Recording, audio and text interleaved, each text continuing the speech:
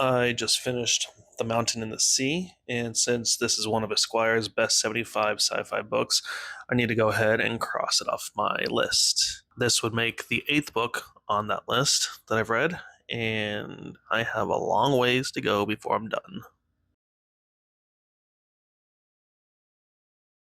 This book follows Dr. Ha Nguyen as she works for the Dianima organization on a secluded island that they keep protected to study a species of octopus that exhibit hyperintelligence. Joining Dr. Ha on the island is a security guard named Al. Okay, her name's not really Al. I just couldn't pronounce her whole name. It was Swedish or something, and I apologize. Along with them is Evram, the world's first android who has passed the Turing test, so he passes as human. The majority of the world fears Evram for what he is because he is so lifelike, so human. So he's isolated to the island for his own safety, but as the story progresses, you learn there's a little more to it than that.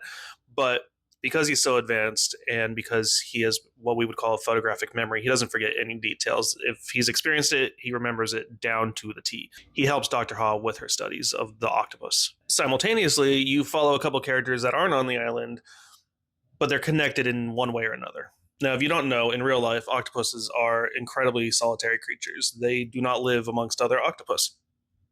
But the ones being studied in here, they have created their own little community. They live with each other. They, for all intents and purposes, teach each other, and they've created their own residential area, really, in the hull of a sunken ship. They've created their own language. They've been using tools, and the majority of the book is spent with Ha and Evram trying to decipher the language that these octopuses have created.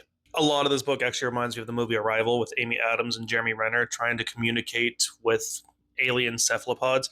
So this book reads like a first contact story where humans are coming into contact with an alien species for the first time, except this alien species has been on Earth the entire time, evolving alongside humanity. The Mountain and the Sea questions what it means to be human and mostly what it means to have consciousness, full consciousness. It explores what happens to a world where capitalism goes unchecked, where the environment is ravaged. There's a return of slavery, and the proliferation of AI exceeds our imaginations.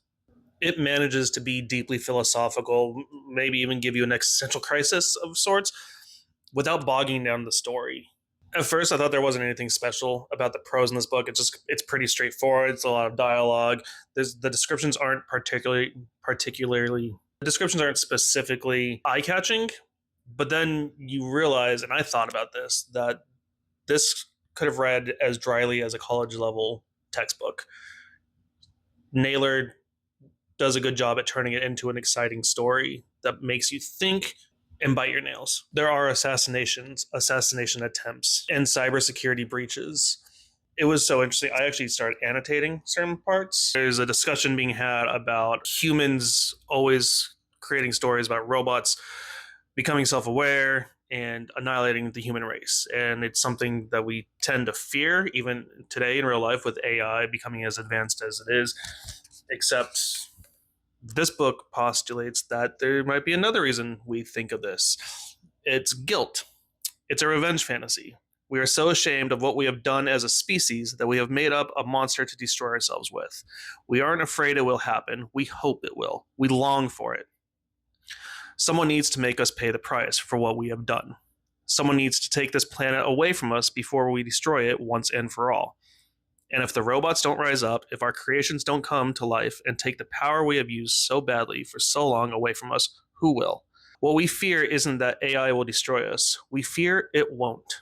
It's a kind of guilt that we have because of what we've done to this planet. It's very environmentally conscious. I gave The Mountain and the Sea 5 stars, and I would recommend it to anyone that's interested in sci-fi, even if it's just near future sci-fi, or people interested in philosophy and philosophical discussions. I think this would be for you.